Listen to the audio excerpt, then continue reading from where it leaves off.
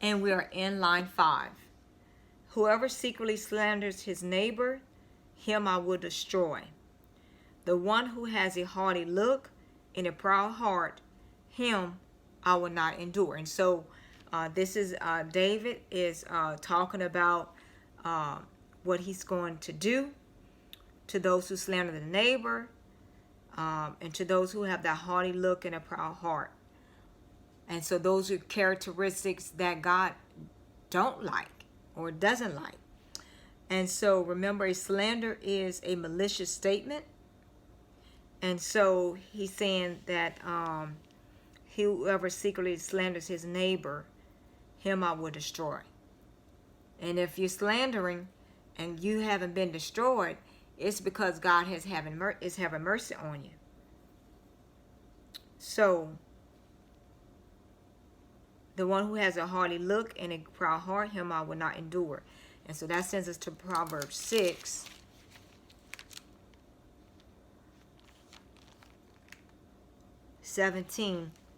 Now this is part of the things the 6 things that God hates, and then 7 is an abomination to him. So number 1 is a proud look, 2 a lying tongue, hands that shed innocent blood, a heart that devises wicked plans, feet that are swift and run into evil, a false witness who speaks lies, and one who sows discord among brethren. All right. And so and remember that proud look starts right off the gate, or haughty eyes. And that's what God doesn't like. So let's move into line 6. Oh no, not 6. I had a word study for neighbor. Neighbor is one who lives near another, one who lives in familiarity with another, a word of civility, an intimate, a confidant, a fellow being, one of the human race, anyone that needs our help or to whom we have an opportunity of doing good, or a country that is near. So all of those things could be a neighbor. So we're reminded that whoever secretly slanders his neighbor, him I will destroy. Let's move into line 6. My eyes shall be on the faithful of the land, that they may dwell with me. He who walks in a perfect way, he shall serve me. He who works deceit shall not dwell with me within my house. He who tells lies shall not consume in presence. Early I will destroy all the wicked of the land, that I may cut off all the evildoers from the city of the Lord. So let's elaborate on 6. My eyes shall be on the faithful of the land. And that's who our eyes need to be on, the faithful of the land, not the faithless. Because if you focus on the faithless, people who don't have any faith, you're going to be just like that.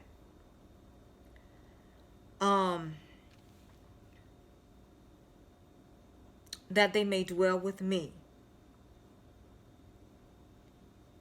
He who walks in a perfect way, or a blameless way, he shall serve me. 7. He who works deceit shall not dwell within my house. He who tells lies shall not continue in my presence. And so that's literally like to be established. And so we talked about, I looked this up. I've covered it before.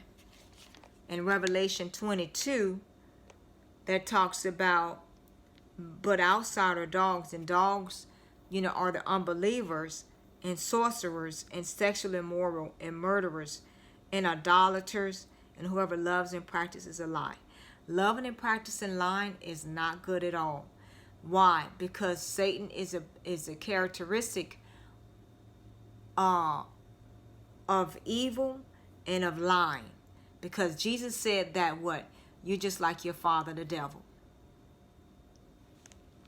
And he's the father of all lies.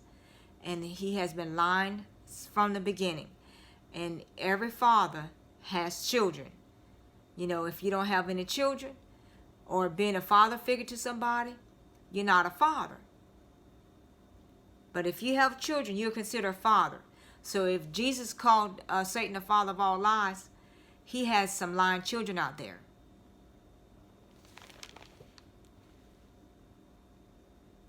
You know, like, you know, all that stuff that's going on with Judge Kavanaugh and all that other stuff. If that lady is not telling the truth on that man, you know, and bearing false witness and all that stuff, you know, that's not right at all.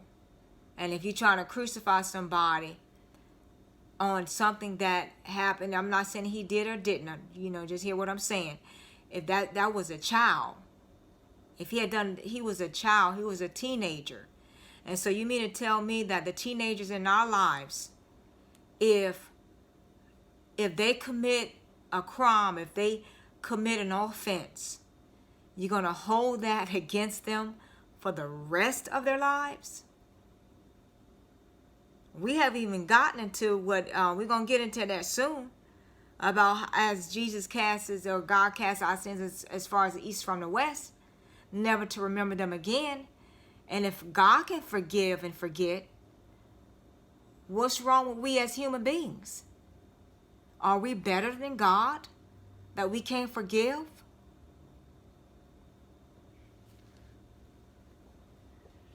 We'll get to that one in a couple of more Psalms.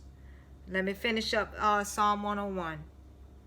I think I'm going over my time. So let me go ahead and pause here. And then I don't know where I am, but, you know, just meet me back.